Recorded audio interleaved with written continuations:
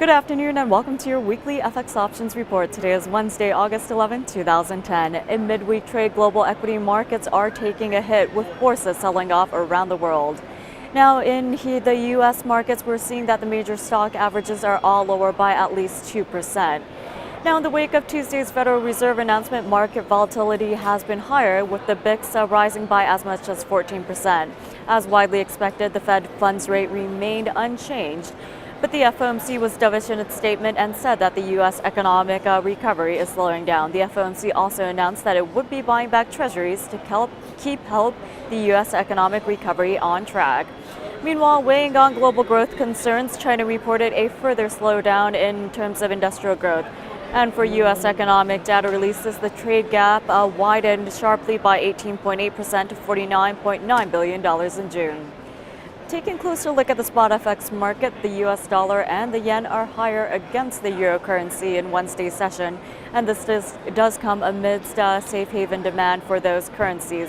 Now, dollar yen hit a fresh 15-year low, tumbling below the 85 level to touch 84.72. That is the weakest level seen since April of 1995.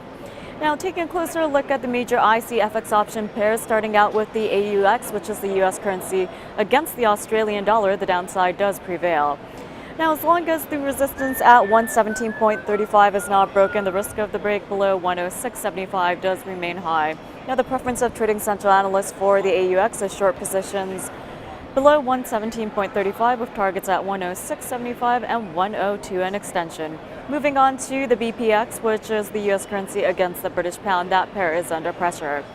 Now, it has broken below its bullish channel lower boundary, and the preference of trading central analysts for the BPX is short positions below 66 with targets at 61 and 60 in extension. Moving on to the CDD, which is the U.S. dollar against the CAD, the downside does prevail.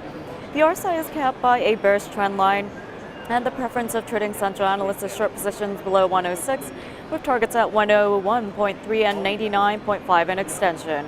For the EUI, the U.S. currency against the euro, the downside prevails.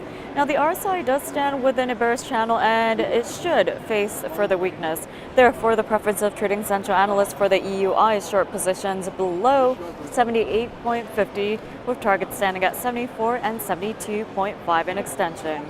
Moving on to the SFC, which is the U.S. currency against the Swiss franc, that pair is also under pressure. It has rebounded on its support and is currently challenging its new resistance.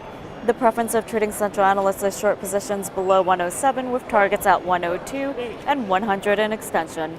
Last but not least, for this segment, let's take a look at the YUK, which is the U.S. currency against the Japanese yen.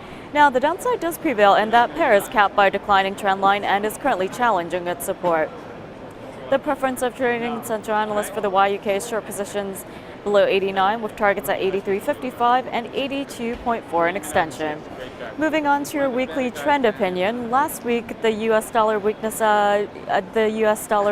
trend began to lose its momentum, but still trading central analysts are still looking for short U.S. dollar trend to stay in place. Now, in terms of portfolio performance since its inception, which was in August of 2007, it is up by 1,644.85%, and it is higher by 364.76% since the beginning of this year. Now, we do have one trade alert for you here, which is to consider puts on the YUK. Now, Trading Central also recommended considering puts on the YUK in their trade recommendation on Monday. The YUK is capped by a declining trend line, and it is breaking below its support or previous low. Trading Central analysts will also be keeping a close eye on the EUI, the BPX, and the SFC this week. Now, looking ahead to next week, analysts at Trading Central are still looking for bearish dollar patterns, especially for the exotic pairs. Therefore, they will be looking at the CDD, the SKA, the AUX, and the NZD. Starting out with the CDD, it does remain under pressure, and the RSI is also capped by a declining trend line. And for the SKA, it has broken below its rising trend line and is currently approaching its support.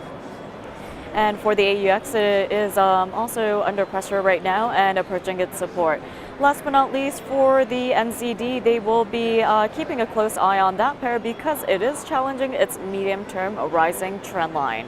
And that does wrap it up for your weekly FX options report. Make sure to tune in next Wednesday for your latest update. Thanks for watching and have a great day.